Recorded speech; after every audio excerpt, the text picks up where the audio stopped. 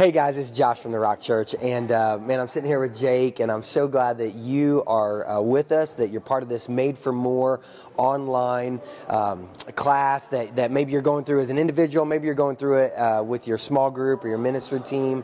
However you're going through it, man, I'm so thankful. And we just started week 2. Yeah. It's crazy. Made for More, week 2. And we talked a lot about your sweet spot this week, this idea of identity and calling and stuff like that. Jake, can you tell me a time that you would say in your life you found the sweet spot? Whether that was in your golf swing, well, it probably wasn't there. But anything like that. Certainly wasn't there. Sure, I remember back when I used to work construction. I used to be a construction manager, and we built houses. And there was just something about the way all of that pieced together that just made sense to me. I love systems. I love systems when they work right and when everything comes together. And when you're building, especially track homes, you know that this comes after this, which comes after this, which comes after this. And so you can start looking at it and planning. And as long as you stay on top of that schedule and stay on top of the communication, like things just work and they go. I won a couple awards. Really? Yeah. I didn't know this. Listen, dude, I know. There's lots of things about me you don't know. See, I thought what you were actually going to say, your sweet spot, was your senior year in high school when they threw you that throwback quarterback pass and you had the little swivel hips thing going. Dude. For a touchdown, like conference championship type stuff. Listen, if we want to get into my glory years as a high school quarterback, we can. But Good point. So, well, hey, this week we really talked about in the message this idea of Ephesians chapter 2. And Ephesians chapter 2 really brings up identity and calling. Just give me some of your thoughts from just the message and from life when you think about identity and calling. Sure. I think when I think of identity, I think of something that's unchangeable. When your identity is the truth about you no matter what, right? And even if you reject it, it doesn't change reality. I think when as a Christian, as being a child of God, it isn't something you get to choose. Just like you don't get to choose the family you're born into, right? Like you are a child of God. You are loved by the Creator. When I think of calling often can have seasons, Sure. right? There can be times that my calling might be you might have more of a local calling, you might have more of a global calling. You might say that this season of my life, for parents, right? You only have your children for so long. Yeah. Your kids are they're knocking on that. I'm an empty nester. And mine, I'm about halfway through, right? Yeah. My kids are 8 and 11, and so I know, man, what I've been given is about all I have left, and that's it. And then when that's done, it's not that you cease being a parent, sure, but it changes, right? Yeah, absolutely. So the way that calling work it changes. Yeah.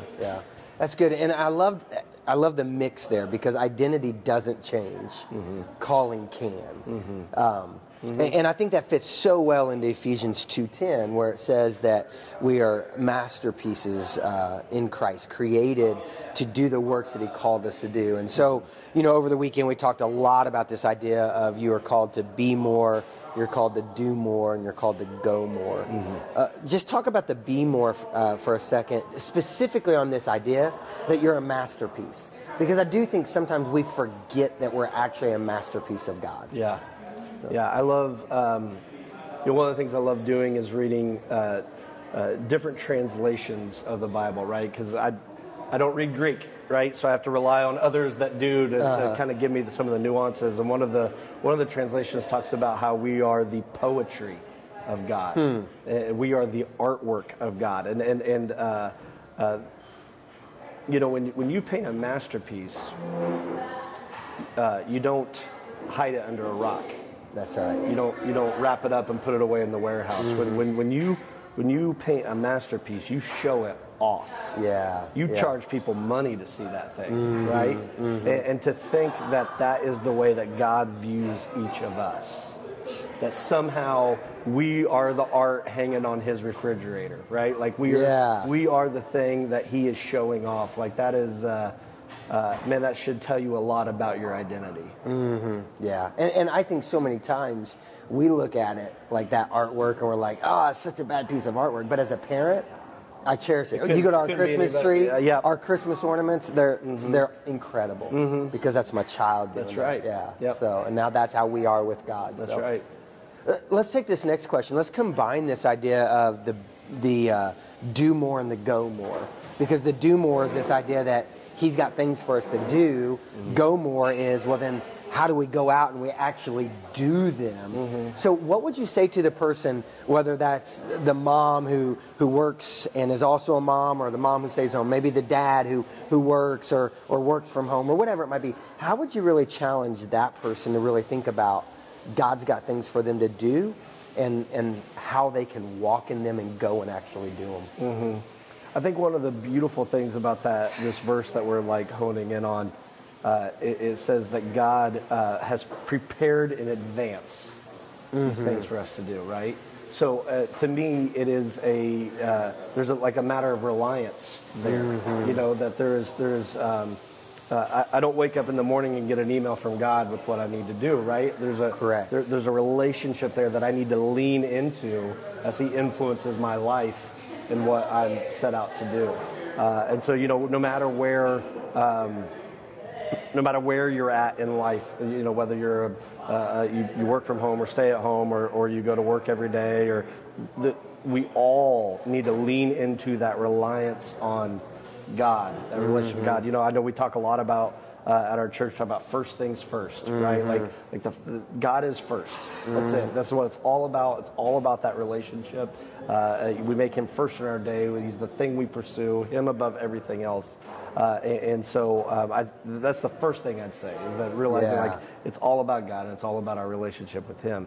You know, I think kind of talking about that idea of calling, you know, as a disciple, as someone who's seeking after Jesus, we are all called to love, right? Absolutely. Like that is, everyone has that. So if you're wondering what it is, that's it. That's it. Right? Right. But the context in which we find that's the part that we flesh out. That's the part that we figure out. I heard a pastor in Georgia talking, and he said something kind of changed in his mind when he said, what would love require? Whatever situation he finds himself in, what does love require me of this moment? At this job, what does love require? And it kind of reframed the way he looked at everything. And so, you know, it is going to look different for him. The way we live out that calling is going to look different, but the identity that we are a people of love, we are a people who are loved to give love, like that doesn't change. That's right. And that works no matter where you're at.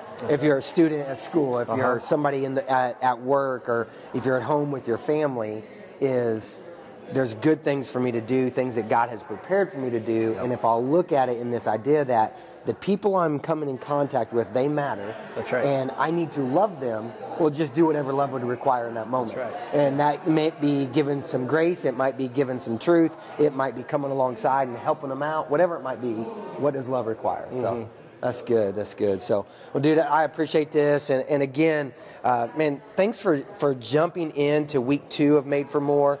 And just let me kind of wrap it up, just as a reminder that we want each individual, that the goal here is that each of us would all understand that we're made for more, meaning more of Christ, and that God wants to do more in us and through us as individuals, but then also He wants to do more in us and through us as a church as well.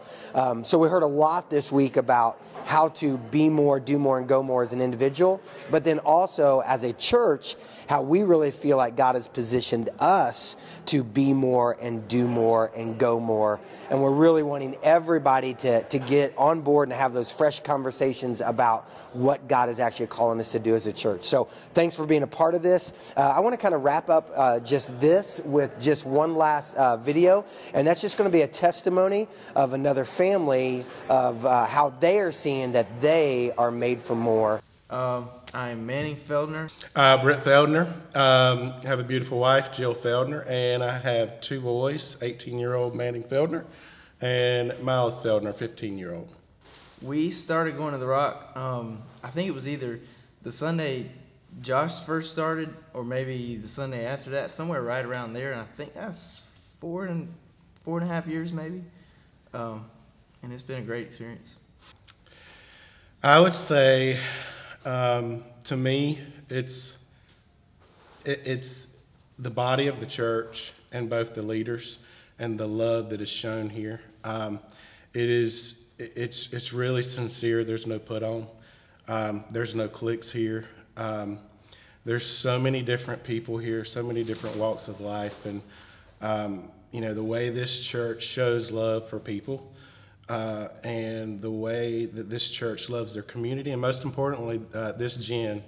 I feel like as a father, both of my boys have a true friend in all of the leadership, and even the people that go to the church. They do a good job of reaching out, and it just feels like home easily. Just the community aspect of everything, and that was one of the things I first noticed when I started coming to the Rock, was that it's so community oriented and it's so easy to fit in, and just the fact that it really does feel like such a close family here. Even though there's so many people that come to the Rock every Sunday, it feels like it is just a home church, a very homey feel, and that's something that keeps me coming back, and the fact that it is this Gen oriented. And as far as that, like, I've been serving at the Coastal campus and had the opportunity to do that. It is so unique to see a church that is filled with college kids, and that is something that draws me in as somebody who's fixing to go into college, to see a church full of college kids and them being poured into and the word being poured into them. That's just something that's really appealing, and the fact that it's a big family, it doesn't get better than that. It's easy to invest when you see a church truly doing the Lord's work, and it's easy to see the Lord working through this church.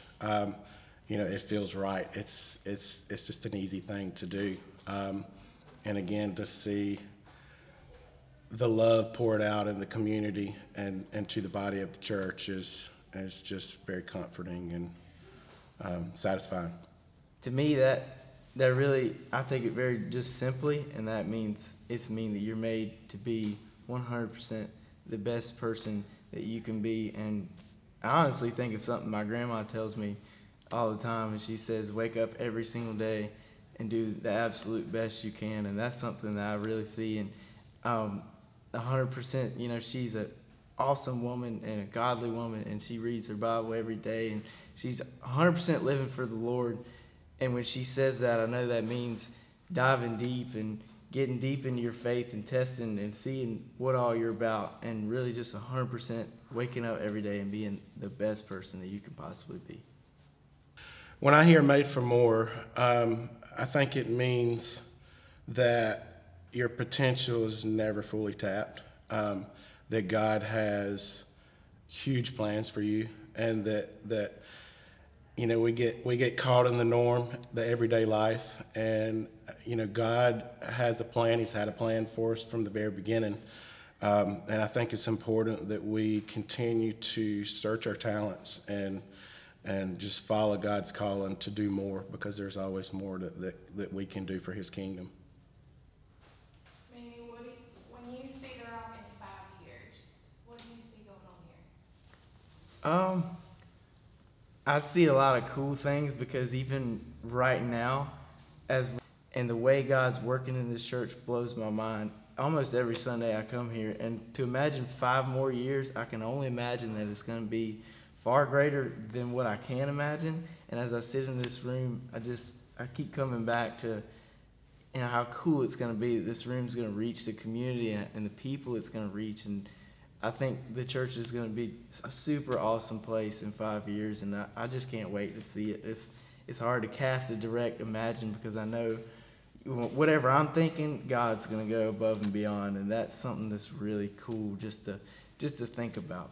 For me, this Made for More has really made me dive in to see what else I can do outside of the church, serving here. There's so many different kids out there. There's a recreation department over there, and it's driven me to do more and try to reach more young men and just pour more into them. because I feel like it's always been natural for me around kids, and I think by serving here, it helped me to learn that maybe that is one of my talents, and maybe I need to dive in more and do more of that outside of church as well.